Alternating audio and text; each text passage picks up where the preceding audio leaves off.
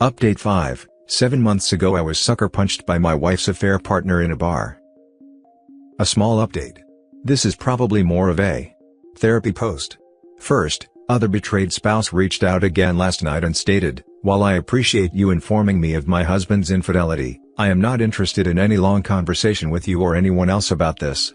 Just please provide me the answers to the following questions. 1. Do you plan to contact my husband's workplace? 2. Do you plan to divorce your wife?" The answer to the first one was simple: I haven't thought about it much. So, I told her the truth, I don't know yet. The second one was a resounding yes. The work thing is probably a definite yes, I just haven't put much thought into it yet. The soon-to-be ex has stopped calling, but over the last few days, she has been sending one long text around 8 p.m. I haven't read them, but she appears to be using it as a way to talk to me, a confessional and therapy session in text form. I still plan on telling the best friend's husband. I have that plan soon. I was not ready for the emotional roller coaster since leaving. I thought I had put any doubts and fears behind me, but they do creep in. I'm doing the whole workout, no drinking, and hobbies thing, so I'm keeping busy. I've been speaking with others via DM, and I'm thinking therapy might be something I need to look into. I feel lost. After all the planning and goal setting to leave, I now find myself at a loss for what to do. One final thing, the children informed me that their mother has asked them to come and meet with her in our old home tomorrow. That's all the information I have, other than that she told them she wanted to clear the air and answer any questions they have. This is typical of her. She probably plans on holding this meeting and being brutally honest and sincere in her apologies, which is a good thing. But in her mind, after that, it will have been settled. I hope I'm wrong, but that's her usual way of handling conflicts and issues. Oh yes, my children know where I'm staying now. They have already informed their mother not to ask and that they will respect my request for privacy. Nothing on the legal front yet, but it's still a little too soon. Reading the top comments before the update. She's asking, is my husband going to lose his job? And is your wife going to be free to continue an affair with my husband? I could be wrong, but those were my immediate thoughts when reading her questions. It makes me think she plans to stay and doesn't want to deal with the fallout of a divorce. You are not wrong. She is worried her husband will lose his job, and that he'll leave her to be with OP's ex. It's a lot to digest. She's in shock, and it's understandable she's thinking this way. While this could be true, as I have mentioned in my previous comments, the affair won't continue after this. Because it doesn't matter if the soon-to-be ex-wife is beautiful and physically fit, they are basically from two different generations. If the soon-to-be ex-wife had been pregnant with her first child at 22 instead of 26, her first child would be as old as affair partner. Such a dynamic is thrilling when it's a sideshow, not when it becomes your primary relationship. Not to mention, the affair partner is a violent, impulsive braggart. There's nothing to brag about when a lady 22 years your senior becomes your main partner.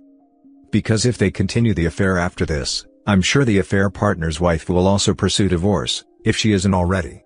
Plus, there would be so many difficult questions to answer from so many different people.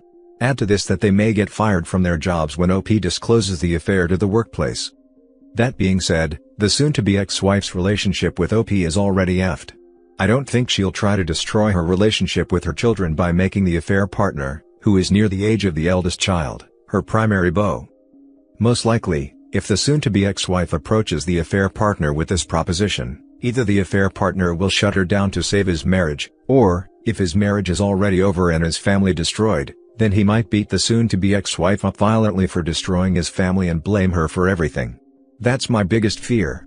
I hope OP stays away from this drama if and when it happens. How is it going with your attorney, OP? How is the divorce coming along? No movement on the legal front. Realistically, it's a little early to expect anything. When you said other betrayed spouse reached out, was it via phone call or text/email? If it was via text/email, I'm getting the vibe it might be a affair partner that contacted you because that's an odd thing to ask. Email, and it's quite possible. My answers, though, don't really help if it is. My divorcing my soon-to-be ex gains him nothing but a cheater. He can have her. And my reply about not having thought about notifying his workplace just means he doesn't know whether I am or not. 6th update. This will be a rather lengthy update, mainly due to the fact that Sunday evening and Monday of this past week were filled with one situation after another regarding this whole fiasco. Some of my doing, some not. Sunday evening, I had a long discussion with my oldest daughter. She is basically playing the mediator at this point, for lack of a better description. She informed me that the meeting with their mother started out badly. Soon-to-be ex, as I predicted, told the truth but then shifted into mom knows best mode and attempted to push her way through to a resolution on her terms with the children. They wouldn't have it. My son spoke up and stated plainly to her that the only reason they were there at this point was that she gave birth to them, and that they did not respect her, trust her, and were ashamed of her. This really hit the soon-to-be ex hard. I'm proud of them. Based on her reaction and demeanor throughout the rest of the meeting, my daughter believes she's realizing the damage and irreparable harm she's done to the family as a whole. All of them agreed that unless it's an emergency, she and the children will take a 2-week break from each other. This will allow the kids to decide what they need from her, and for her to formulate a plan to try and mend the family. They also made it clear that she needs to stop contacting me directly for a while, and that when I'm ready to talk to her, I will. This happened Sunday, so except for one time, which I'll explain in the next paragraph, I haven't heard from soon-to-be ex. One thing she did that I will say I appreciate is that the soon-to-be ex self-reported to HR and handed in her resignation. She threw herself and the affair partner under the bus, so I guess I should say good for her. She already has another job lined up somewhere else, so at least she's not planning to sit at home. Monday was best friend's day to have her life interrupted. I swung by best friend's husband's place of business and had a sit down with him. I showed him the texts, and I'll have to say that was almost as hard as seeing my wife's texts for the first time. He teared up, and I was afraid he was going to have a huge emotional breakdown, but instead, he cried in relief. Apparently, he had suspected something when she was having her affair, but she gaslit him and made him feel as though he was crazy. The man was so relieved that he wasn't crazy for how he felt. I was just shocked. How do these people do this and not understand the damage they're doing to the people they supposedly love? Anyway, I gave him my lawyer's number and suggested he at least talk to her before deciding anything. Well, he didn't. He went home that afternoon, walked across the road, and gave a copy of the texts, about his wife and the math teacher's affair, to the math teacher's wife. From what he told me later, she kicked the math teacher out of the house, and best friend's refusing to leave, so she and her husband are now cohabitating. He's planning on filing for divorce. That's all I know about those two situations. Soon-to-be ex-wife reappeared in my text messages, irate that I would destroy someone else's marriage just to get back at her, and that it was bad enough that I had told affair partner's wife, but now I had told best friend's husband about something that happened years ago. Yes, I read that text because it started out as "you effing piece of crap." So I was curious, and quite frankly, I suspected it was about best friend. I haven't heard from her since. On the legal front, at the 30-day mark from when she received the divorce papers, if she hasn't responded, then a hearing will automatically be set before a judge. At that hearing, a determination will be made to recommend mediation, a hearing before the judge to determine separation of assets and terms of the divorce, or a default judgment if she doesn't show. If she does respond to the divorce service, we can bypass the first hearing with the judge, agree to mediation, and only have a judge sign off on it. But my attorney hasn't heard from her or from any attorney representing her yet. For everyone having heartburn about the service of the divorce papers, I just have to prove that she received them. She admitted it in texts the day of and the day after getting home and finding the evidence I left her. The attorney has copies of all the evidence I have, plus she gets a copy of every text soon-to-be ex sends me. We're getting close to that 30-day mark. The pause in communication over the past 3 days has done wonders. There are actually times I don't think about this crap at all. Best friend's husband has his own friends to talk to, so he's not being a burden with his situation, though I'd gladly helped him if he needed it. The kids have also made a concerted effort not to discuss any of this with me, which helps a lot. That's about it. I'm working, exercising, and working some more. I'm heading to the coast this week to a condo a friend owns. He believes a getaway will do me good, and I think he's right. I'll be leaving in about 3 hours from now. I'm all packed and ready to go, just one more Teams meeting in an hour, and I'm heading out. I appreciate the help and feedback. To the folks I've spoken to in my DMs, you guys are awesome. Even if I haven't responded to you, I've read every single one. There are just too many to reply to. Again, thanks everyone. The fact that she's blaming you for her best friend's marriage crumbling shows she was never sorry for cheating on you, only sorry for getting caught. Totally. She's still in the mindset that it isn't the cheater who broke things and created the situation. She still thinks it's better to enable the use of a cheater by helping them hide reality from their victim. There's one thing I don't understand. Your soon-to-be ex-wife didn't like it when you informed the wife of her lover. Now she blames you for the chaos that ensued in 2 more marriages. She obviously blames you for everything that's happening. If she cares so much about the well-being of her lover, why then report both of them to HR? I don't get that. The whole move to report herself to HR makes no sense to me. If she just wanted to get away from her lover, she could have simply quit her job. Why take the extra step and report everything to HR? The only thing she achieved by that was making the life of her affair partner more difficult, which is exactly what she's holding against you, that you can keep your mouth shut and keep telling everyone about what she and her best friend did. But you didn't spread the word at her workplace, she did that herself. Hope you can enjoy your free days. That's a good question. I hadn't given it any thought. But now that you mention it, she might be trying to head off me exposing her at work? I don't know. But really, that doesn't make sense either. It's possible she's trying to do the right thing. I'm not sure. You've brought up some good questions that need to be answered. Let me think on this and see if I can find out if it's true, or determine her reasoning if it is. Thanks for your input. OP, can you update us on the situation with your brother-in-law and your soon-to-be ex-wife? I.e., does she know it was him who first alerted you to her cheating? Is he still being distant with her? Has there now been a full-blown fallout between them because she blames him? Not really. We felt it best to limit our contact for a while, but I'm thinking reaching out to him and checking on him might be a good idea. I doubt I'll ask anything about my soon-to-be ex.